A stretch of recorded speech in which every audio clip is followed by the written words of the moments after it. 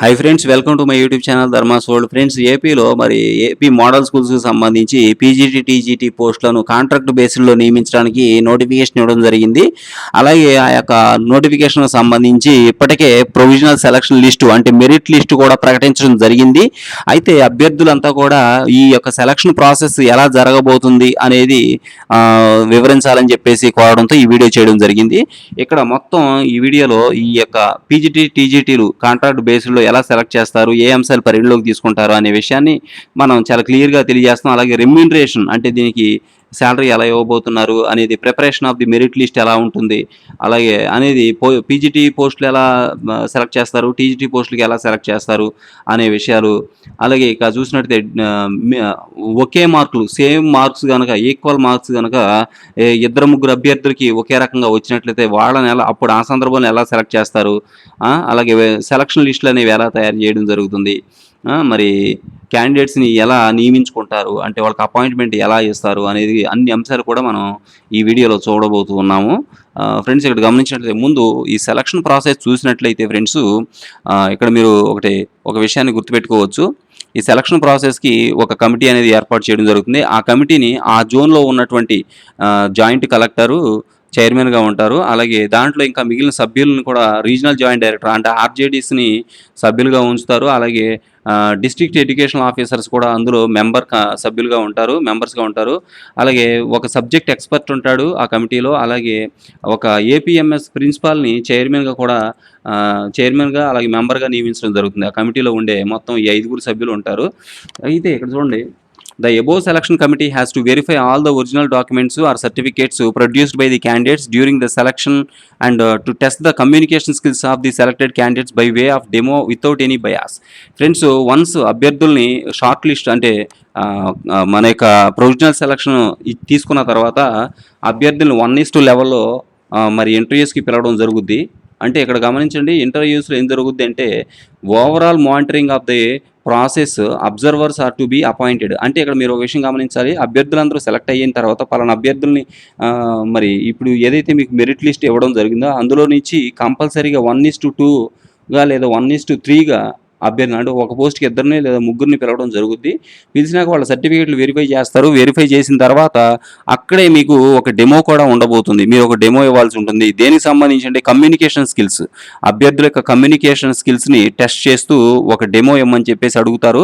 ఇక్కడ చూడండి డాక్యుమెంట్స్, ఇక్కడ చూడండి, the above selection committee has to verify all the documents and certificates produced by the candidates during the selection and to test the communication skills of the selected candidates by the way of demo without any bias అని చెప్పేసి ఇక్కడ ఇవ్వడం జరిగింది. అంటే demo తీసుకోవడం, ఏదైనా ఒక topic మీద మీకు నచ్చిన టాపిక్ మీద డెమో ఇవ్వమని చెప్పేసి అడగవచ్చు, లేదా వాళ్ళే ఒక టాపిక్ సజెస్ట్ చేయొచ్చు.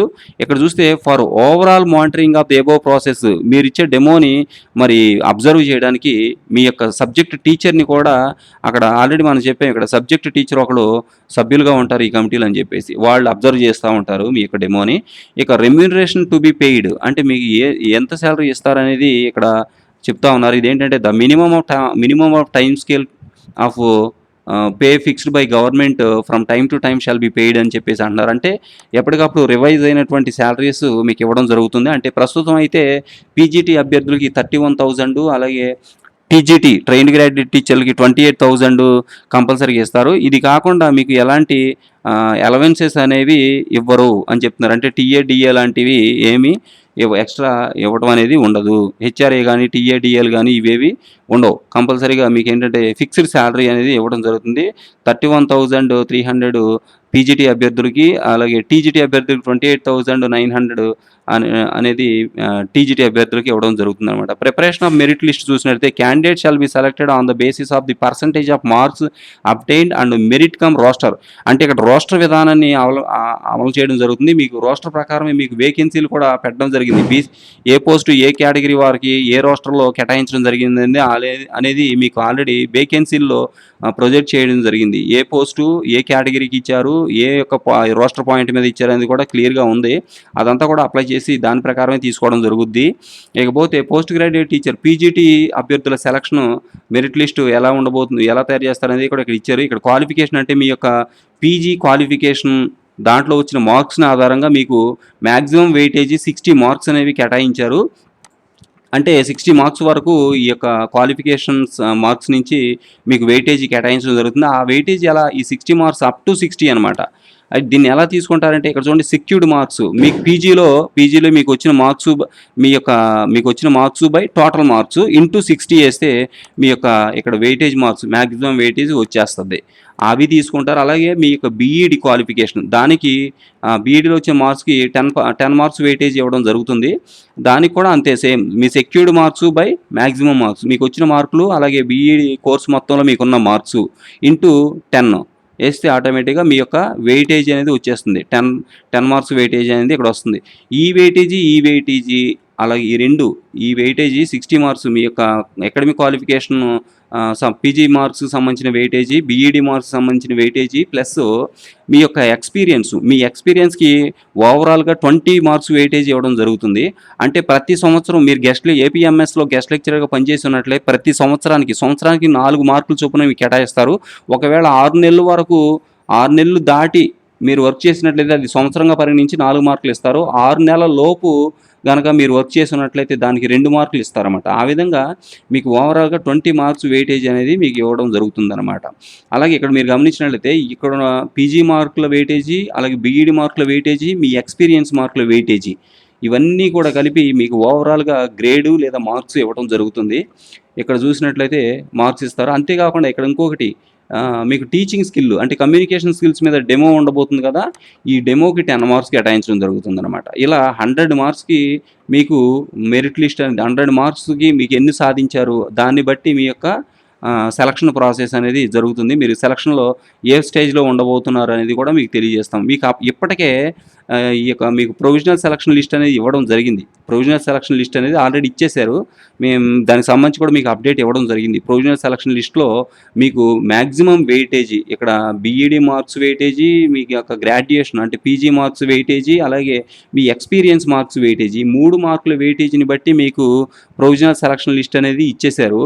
అయితే ఇప్పుడు డెమో ఉంది. ఇప్పుడు 1:2లో గానీ, 1:3 గానీ, 1:4 అంటే ఒక పోస్ట్‌కి నలుగురినో, ముగ్గురినో, ఇద్దరినో పిలవడం జరుగుద్ది రేపు వెరిఫికేషన్‌కి. వెరిఫికేషన్ దగ్గర సర్టిఫికేట్‌లు వెరిఫై చేసిన తర్వాత మిమ్మల్ని డెమో కూడా అడగటం జరుగుతుందనమాట. ఆ డెమోకి 10 మార్క్స్ కేటాయిస్తున్నారు. ఇక్కడ గమనించండి డెమోకి 10 మార్క్స్ కేటాయిస్తున్నారు. ఈ మార్కుల వెయిటేజీ కూడా మీకు అక్కడ కలుస్తుంది. అక్కడ కలిసిన తర్వాత ఫైనల్ మెరిట్ లిస్ట్ అనేది వాళ్ళు తయారు చేస్తారు. ఆ ఫైనల్ మెరిట్ లిస్ట్ తయారు చేసి వెబ్‌సైట్‌లో పెడతారు. మీరు డెమో ఎందుకోసం అంటే మీ కమ్యూనికేషన్ స్కిల్స్ మీరు ఎలా చెప్తున్నారు, మీరు ఎలా ఎక్స్‌ప్లెయిన్ చేయగలుగుతున్నారు, ఎలా లెసన్ చెప్తున్నారు, మీ టీచింగ్ స్కిల్ ఎలా ఉంది అనేది తెలుసుకోవడానికి మీ చేత సర్టిఫికేట్స్ వెరిఫికేషన్ అయిపోయిన తర్వాత ఆ సర్టిఫికేట్ వెరిఫికేషన్ కూడా 1:2 నిష్పత్తిలో జరుగుద్ది. అంటే ఒక పోస్ట్‌కి ఇద్దరిని పిలుస్తారు. ఆ ఇద్దరికి కూడా చేస్తారు. ఇద్దరి దగ్గర డెమో తీసుకుంటారు. ఎవరు బెస్ట్‌గా పర్ఫార్మ్ చేస్తున్నారనేది చూసి వాళ్ళకి పోస్టింగ్స్ ఇవ్వడం జరుగుతుందనమాట. కాబట్టి అది ఫైనల్ మెరిట్ లిస్టు. ఈ కమ్యూనికేషన్ స్కిల్స్‌లో వచ్చిన పాయింట్స్‌ని కూడా ఆధారంగా చేసుకొని ఫైనల్ మెరిట్ లిస్ట్ అనేది ఇస్తారు. దాని ద్వారా మీకు సెలక్షన్ జరుగుతుంది. ఈ సేమ్ పీజీటీకి ఎలా జరుగుతుందో ఈ ప్రాసెస్ అలాగే టీజీటీకి కూడా సేమ్ ప్రాసెస్ జరుగుద్ది. సేమ్ ప్రాసెస్ టీజీటీకి కూడా 100 మార్క్స్‌కి ఇస్తారు. వీళ్ళ దగ్గర కూడా డెమో తీసుకున్నారు. డెమో అయిన తర్వాత ఈ 10 మార్క్స్‌కి వచ్చిన ఈ 10 మార్క్స్ వెయిటేజీని కూడా కలిపి ఫైనల్ మెరిట్ లిస్ట్ ఇస్తారు. వాళ్ళకి పోస్టింగ్ ఇవ్వడానికి ఫైనల్ మెరిట్ లిస్ట్ ప్రకారం ఆ పోస్టింగ్ అనేది ఇస్తారు. ఇక్కడ చూస్తే friends for the purpose of the deciding ranks to be candidates with equal marks అంటే ఒకవేళ ఒకే సబ్జెక్టులో 2-3 అభ్యర్థులకి సేమ్ మార్క్స్ వచ్చినాయంటే అటువంటి పరిస్థితిలో ఎలా సెలెక్ట్ చేస్తారు? దేన్ని క్రైటీరియాగా తీసుకొని అభ్యర్థుల సెలక్షన్ ఉంటుందనేది ఇక్కడ ఇచ్చారు.